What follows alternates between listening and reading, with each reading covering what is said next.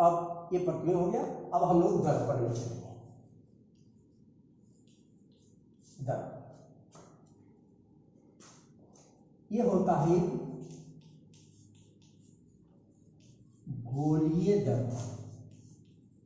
गोलीय दर्पण, ये गोलीय दर्पण क्या है? ये जैसे हम लोग फुटबॉल देखते हैं बड़ा सा है, ये भी गोलीय दर्पण एक शीशा का एक बहुत बड़ा गोला है। ये गोला, ये गोलीय दर्पण है। अब इसका गोलीय दर्पण में को हम लोग दो भाग में बांट देते हैं। ये गोलीय दर्पण है और इसको हम दो भाग में बांट देते हैं। गोलीय दर्पण को दो भाग में बांट देते हैं। दो भाग में बांट देते हैं, एक भाग इधर हो गया और एक दो भाग में बांट देते हैं। गोलीय दर्पण का एक भाग ये जो है दो भाग में इसको बांट दें, दो हो गया, अलग अलग हो गया। ये गोलीय दर्पण को ऊपर जो उभरा हुआ भाग है, ये देखिए उभरा हुआ, इसको हम लोग पॉलिश कर देते हैं।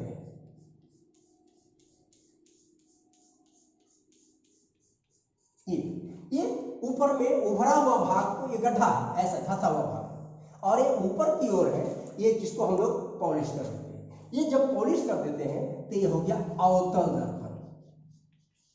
अवतल दर्पण, ये दर्पण हो गया अवतल दर्पण, ऊपर के पॉलिश कर दी, अवतल दर्पण। और एक दूसरा पार्ट जो है इसको अंदर की ओर धंसा हुआ भाग में पॉलिश कर देते हैं। धंसा हुआ भाग में जब पॉलिश कर देते हैं, ये हो गया उत्तल दर्पण। ये गोलीय दर्पण है। गोलीय दर्पण को दो भाग में हम बांट देते हैं, एक हो गया अवतल दर्पण और एक हो गया उत्तल दर्पण। जिस उभरी हुई भाग को जब हम पॉलिश कर देते हैं, ये अवतल दर्पण हो गया, और अंदर के भाग को जब पॉलिश कर देते हैं, ये उत्तल दर्पण हो गया। अभी हम लोग दोनों को परिभाषा लिखा देते हैं।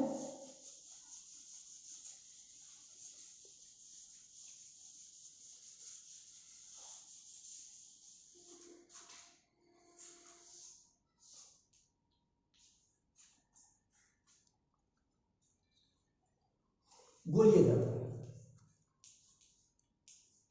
ऐसा दर्पण जिसका परावर्तक, ऐसा दर्पण जिसका परावर्तक पृष्ठ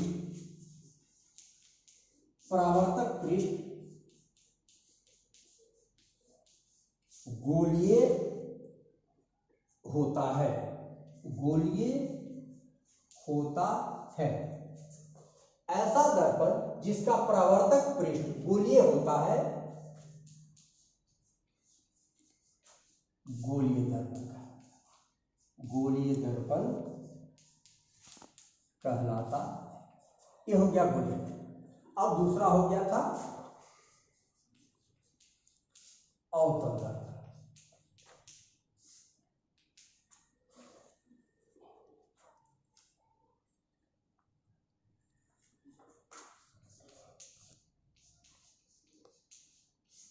गोलीय दर्पण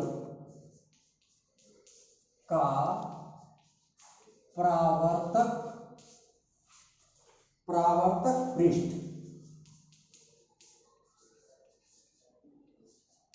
अंदर की ओर धंसा होता है। अंदर की ओर धंसा होता है और बाहरी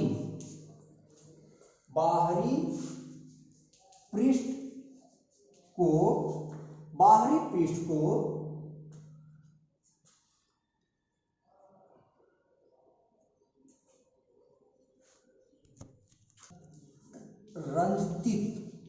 रंजित अर्थात रंजित कर दिया जाता है। इसको पेंट का पॉलिश में लोग लिखते हैं। गोलीय दर्पण का परावर्तक पृष्ठ अंदर की ओर धंसा होता है और बाहरी पृष्ठ को रंजित या पेंट कर दिया जाता है। ये अवतल दर्पण। अब ये हो गया उत्तल दर्पण। उत्तल दर्पण, इसको वही चीज लिखेंगे, गोलीय दर्पण का परावर्तक पृष्ठ बाहर की ओर उभरा, बाहर की ओर उभरा होता है तथा अंदर की पृष्ठ को पॉलिश कर दिया जाता है। ये हो गया गोलीय दर्पण। गोलीय दर्पण को दो भाग में हम बांटे, अवतल दर्पण और उत्तल दर्पण। अवतल दर्पण का बाहरी भाग में हम लोग पेंट कर देते हैं और उत्तल दर्पण को हम लोग अंदर के भाग को पेंट कर देते हैं। ये हो गया हम लोग को दर्पण।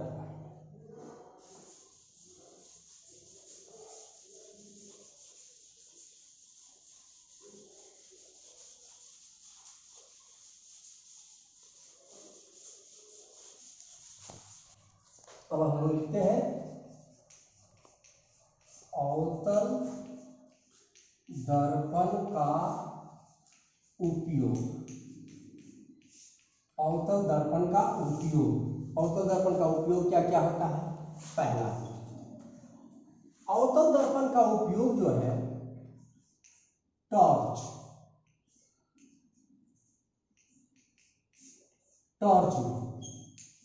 में है, ये आपको अवतल दर्पण का उपयोग हो गया। दूसरा हो गया हजामती सैलून में, हजामती सैलून में जहां है उसका अवतल दर्पण का उपयोग होता है। तीसरा जो होता है मोटर वाहन के अग्रदीप, इसको हेडलाइट भी बोलते हैं। हेडलाइट, मोटर वाहन के गाड़ी में आगे दो लाइट लगा रहता है, ये अवतल दर्पण रहता है। तीसरा हम लोग आते हैं डॉक्टर के पास। डॉक्टर के पास क्या है? तो डॉक्टर के पास रोगियों को कान,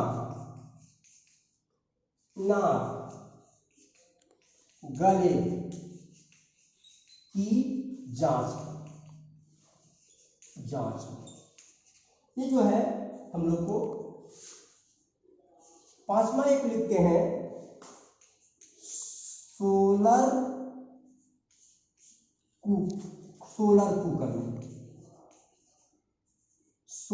कुकर। ये हो गया अवतल दर्पण हो गया। टॉर्च में जो लगा रहता अवतल दर्पण है। हजामती सैलून में रहता है। मोटर वाहन के अग्रदीप हेडलाइट में मोटर वाहन में जो लगा रहता है। डॉक्टर के पास रोगियों को कान, नाक, गले आदि की जांच। इसके बाद हो गया सोलर कुकर में, ये हो गया अवतल दर्पण का उपयोग। अब एक और हम लोग लिखते हैं उत्तल दर्पण का उपयोग। उत्तल दर्पण का उपयोग पहला लिखते हैं मोटर वाहन के पश्च दृश्य दर्पण के रूप में। मोटर वाहन के पश्च दृश्य मतलब होता है कि जहां ड्राइवर जो रहता बैठा हुआ, ड्राइवर के पीछे जहां ड्राइवर बैठता है वहां देखते हैं पीछे निकला हुआ एक शीशा रहता बाहर की ओर, वो बाहर की ओर शीशा रहता है, वो जो है आपको उत्तल दर्पण रहता है। इसमें देखिए मोटर वाहन में दो लगा, एक हेडलाइट में लगा अवतल दर्पण और एक ड्राइवर को जो पीछे में बाहर की ओर जो एक दर्पण रहता है वो जो रहता है उत्तल दर्पण। मोटर वाहन के पश्च माने पीछे, दृश्य माने वो क्यों क्या काम करता है? पीछे वाला को मान लीजिए कोई गाड़ी आ रहा है उसको साइड देना है, या अच्छा कोई खतरा है उसको देखना है, उसको पथ दृश्य दर्पण के रूप में होता है। और दूसरा पॉइंट इसका है